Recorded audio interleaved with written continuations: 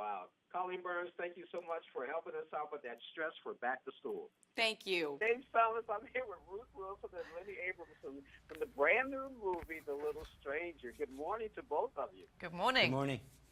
Johnny, I'm going to start with Lenny, because Lenny, you got me mixed up in this, so I'm sorry with you.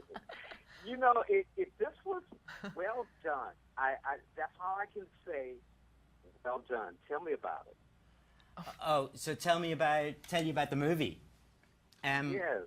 Well, it's yeah. So it comes originally from a novel, brilliant novel by Sarah Waters, who's a great British writer, and it's on the face of it, it's a ghost story set in a big old crumbling house in Britain in a after the war, late 40s, and the family is in decline, and that the whole class they come from is in decline. Britain was changing after the war, and something is not right in the house, as tends to be the case in ghost stories, and so far so kind of typical. But it's also, and what's so extraordinary about it is, it's also an incredible, it's a sort of odd romance, and it's a period drama, and it's a sort of thriller, and it's ultimately a character study. So it's what drew me to the book and what made me want to make the film was how hard it is to define, because you know, we're so used as audiences to watching movies where we kind of know the contract when we're going in. Okay, I'm going to go and see a horror. I know the rules of that. I'm going to go and see a thriller. I know the rules of that. And it's fun, I think, to play with that and to take an audience on a journey that may turn and twist in ways that they haven't kind of experienced before. And as a filmmaker, that's a real challenge. And I think it's an opportunity to do something kind of fresh.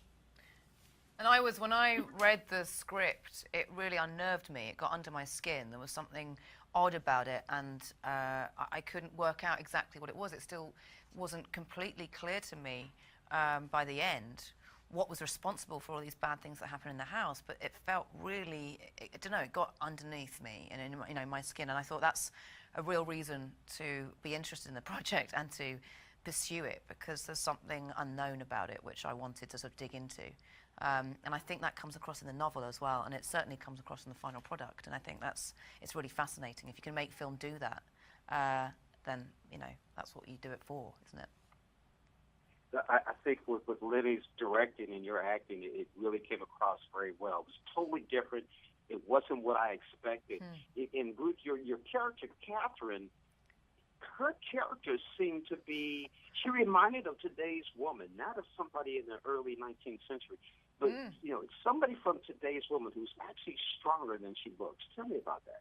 Yeah, it's Caroline Ayres, and she's this, she's kind of caught between eras, I think, and she was someone that was, obviously, she's just come from the war. So during the war, she would have been doing male jobs and having more function, and she then has to go back to the house post-war and has to live as a spinster in this declining home, and the family are trying to hold on to what power and what wealth and what status they had, but it's all falling apart.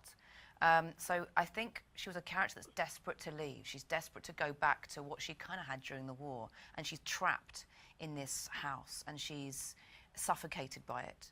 So I think that's what's so fascinating about her. She is someone that is very modern. She's ready to let go of being an aristocrat in some way, or ready to let go of all those things that come with that, and move on and progress. But the house is holding her back, the family are holding her back, and what she was born into is holding her back. So I think for me, that was a really fascinating, and also there's elements of her, you don't quite know what her sexuality is, you don't know quite if she's in love with this man, Faraday, or not. There's loads of, and it's just like a human being, you never quite know, and if you don't know yourself, and I found, when I read the book, and when I was playing it, it's like Caroline doesn't really know who she is yet. She's still she's finding out who she is, and through the course of the film, she becomes much clearer about what she wants.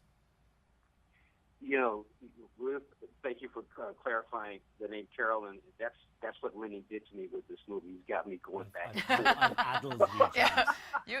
There's a Catherine. There's a Catherine in your mind somewhere. You've been haunted by a Catherine.